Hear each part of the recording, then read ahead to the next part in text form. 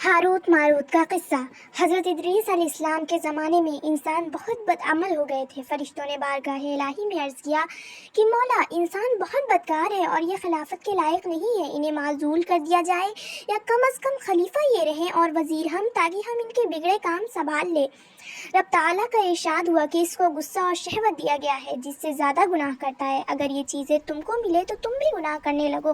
फरिश्ते बोले कि मौला करीम, हम तो गुनाह के पास भी न जाएंगे, ख्वाह कितना ही गुस्सा और शहवत हो।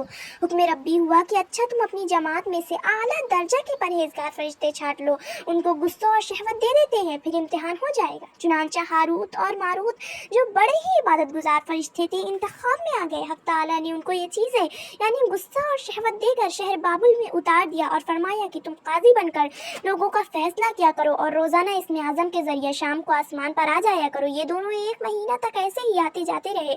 इतने अरसा में इनके अदल इंसाफ का आम चर्चा हो गया और बहुत मुकदमे इनके पास आने लगे। एक रोज़ एक नहायत हसीन और जमील औरत ने, जिसका नाम ज़ुहरा था, ये मुल्क फारस की रहने वाली थी, उसने अपने खाविंद के खिलाफ मुकदमा दायर किया। ये दोनों उसे देखते ही आशिक़े ज़ार हो गए और उससे बुरे काम की ख्वाहिश की।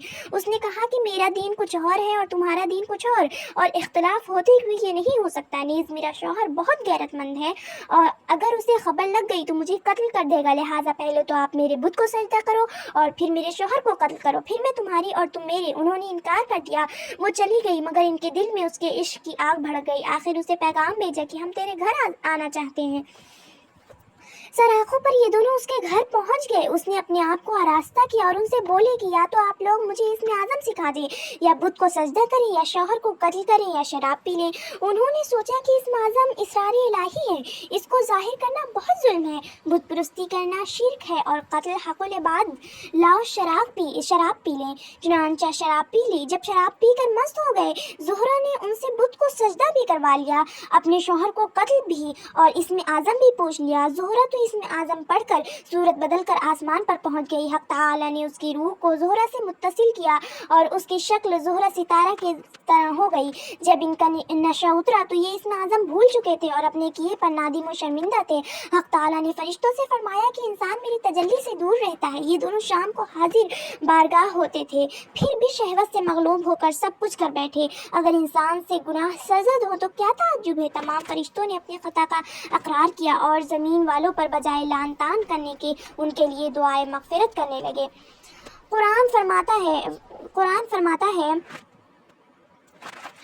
और फरिश्ते अपने रब की हम्द के साथ तस्बीह करते हैं और ज़मीन वालों के लिए इस्तग़फ़ार करते हैं। फिर ये दोनों हज़रत इदरीस अलैहिस्सलाम की बारगाह में हाजिर हुए और शफ़ाअत के तालिब हुए। आपने उनके हक़ में दुआए मग़फ़िरत की। बहुत रोज़ के बाद हुक्म इलाही आया कि इनको इख्तियार दीजिए कि ये दुनियावी अज़ाब कबूल कर ले या आखिरत का। हज़रत इदरीस अलैहिस्सलाम ने उन्हें हुक्म इलाही पहुँचाया। उन्होंने अर्ज़ किया कि या नबी अल्लाह, दुनिया का अज़ाब फ़ानी और आखिरत का अज़ाब अब्दुलाबाद तक बाकी रहेगा। हमको दुनियावी अज़ाब मंजूर है। चुनांचा हक़ ताला ने फरिश्तों को हुक्म दिया कि उन दोनों को लोहे की जंजीरों में जकड़कर बाबुल के कुएं में औंधा लटका दे। इस कुएं में आग भड़क रही है और ये लटके हुए हैं। फरिश्ते बारी बारी से हर वक्त इनको कोड़े मारते हैं। ये अज़ाब क़यामत तक ऐसा ही शदीद रहने वाला है।